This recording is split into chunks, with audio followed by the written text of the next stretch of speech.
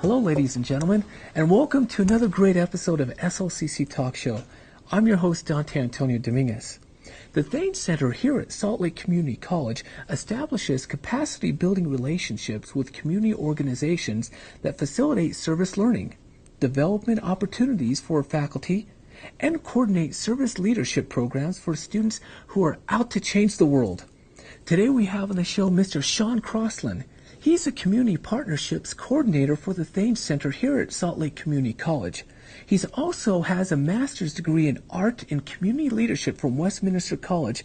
And today I am very pleased to have Sean Crossland on the show for the very first time. Sean, welcome, sir. Thanks. Thanks for making it. Yeah, thanks for having me. Thanks.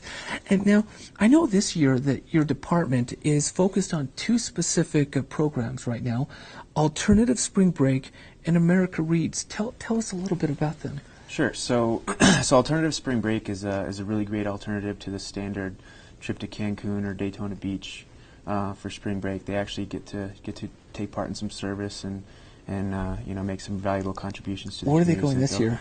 This year they're going to Seattle and to Kanab. Kanab has the country's biggest animal sanctuary, so it's Best Friends Animal Sanctuary. Generally, their days are pretty structured, and they, at the sanctuary, they work with the animals almost every day. But they have a down day, both in Seattle and Kanab, so they get a chance to kind of explore and do their own thing. So tell me more about also America Reads. That seems like a pretty interesting program. They help children read, right? Yeah, America Reads is a really great program. It's federal work study, so it's part of financial aid. So students go into our students go into Title I elementary schools, grades K through 3, and help students learn how to read. So it's really good in this. And even if they're not going into education, it's still just a great experience, and it's a really good work study placement, pretty flexible. And what's really nice is if the kids get out of hand, you could just let the teacher take control of them. Exactly. You don't have to worry about it's them. like being a substitute. You don't have to really. Yeah. And what benefits are involved for student leaders in civic engagement? So student leaders to civic engagement, we call it SLICE for short. It's another really great program where students learn all kinds of leadership skills on different ways to change the world, to get their peer students more involved in issues, and they're working with full tuition waivers because they're doing so much in the community and spending so much time on service. It's a pretty tough program to get into. There's applications. We accept applications generally every spring for fall semester, and then there's an interview process. But it is a really great program for students that want to be more involved in different issues. And how does the Civically Engaged Scholarship program infuse students with the skills to become active leaders in the community? So they Civically Engaged Scholar program, they take on the initiative to do service work outside of the classroom, outside of their curriculum, outside of their programs. And it gives them a chance to experience a variety of different fields, and it gives them a chance to get experience that they might not be able to otherwise.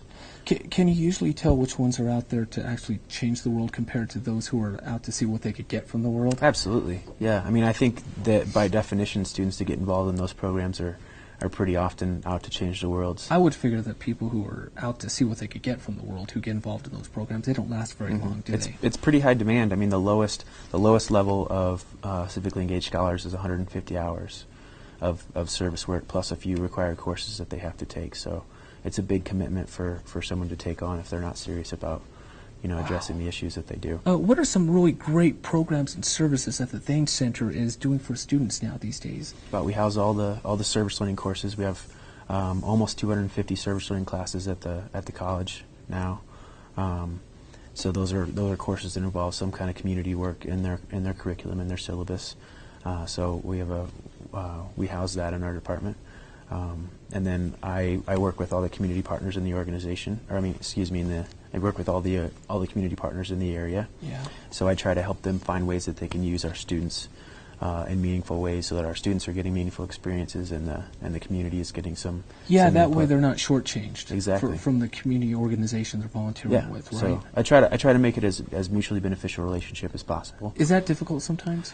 It can be. Sometimes organizations don't really know how to maximize time with students. Sometimes organizations are... And they don't know what to have the students do, Exactly. Right? Yeah, they don't know what to have the students do. Sometimes they're a little bit reluctant because they've had students that maybe didn't perform as well as they should have in the past.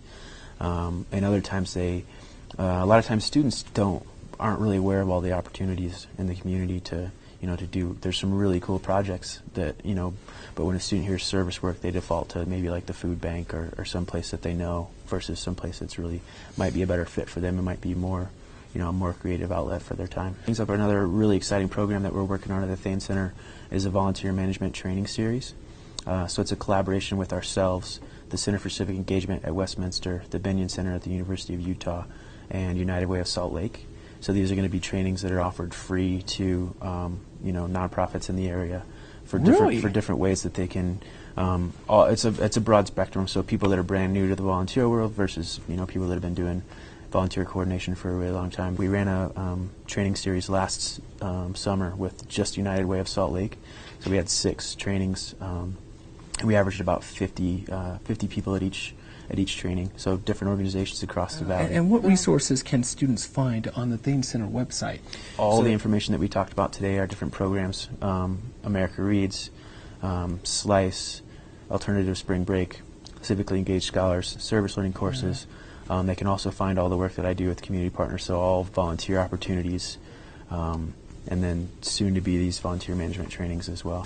Sean Crossland, I thank you for coming on to the show, sir. It's really been insightful. I didn't know this was going on. Thanks a lot for having me. Thanks. The Thane Center is dedicated to empowering students to realize they have the knowledge to affect positive change in the community.